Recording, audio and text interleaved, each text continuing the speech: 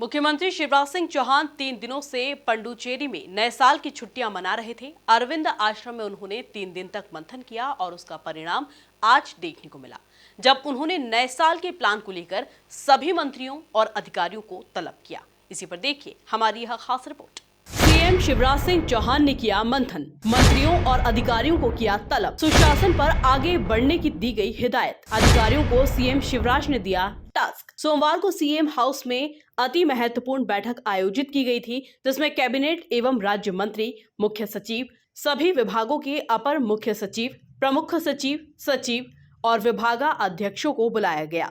बैठक में सरकार द्वारा चलाई जा रही योजनाओं और कार्यों को जनता के सामने रखने पर चर्चा हुई और माइक्रो लेवल पर सरकार के कामकाज का फीडबैक लेने की बात कही गई। हमारी विकास यात्राएं निकलेंगी, जिसमें शिलान्यास, उद्घाटन होंगे। 26 जनवरी को भी अब ये कोई कर्मकांड बन के न रह जाए। 26 जनवरी इसमें जन की भागीदारी, गण की भागीदारी तंत्र के अंदर ये सब जन भागीदारी से 26 जनवरी इस बार अच्छा करेंगे। 5 फरवरी को संत रविदास जयंती है और अपने अनुसूचित जनजाति के भाइयों के जीवन बदलने वाले फैसले इस दिन लिए जाएंगे। मार्च का मैंने आपको 23 मार्च तक का बताया ही था। इसी तरह से 6 अप्रैल से 30 अप्रैल तक एक अभियान और चलेगा, जो मुख्यमंत्री जन सुविधा अभियान है, उस तरह का।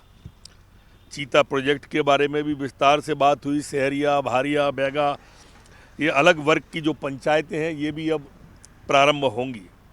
आत्मनिर्भर मध्य प्रदेश का रोड मैप आज माननीय मुख्यमंत्री जी ने सबके सामने भी रखा। मंत्रियों के चिंतन शिविर में भी जो रोड मैप उभर के आया था, अब वो भी पूरा तैयार हो चला है, उसको भी प्रस्तुति होनी है।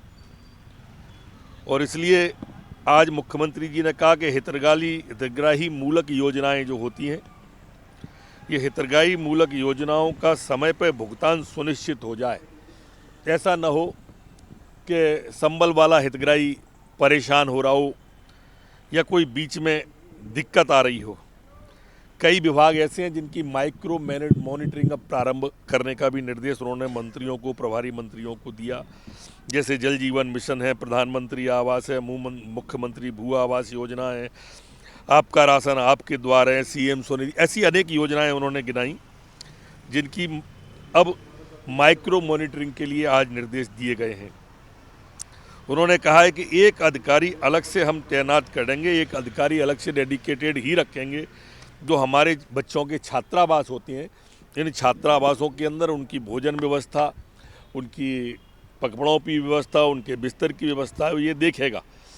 पेशा नियम के बारे में भी माननीय मुख्यमंत्री जी ने स्पष्ट आज बताया भी और निर्देश भी दिए।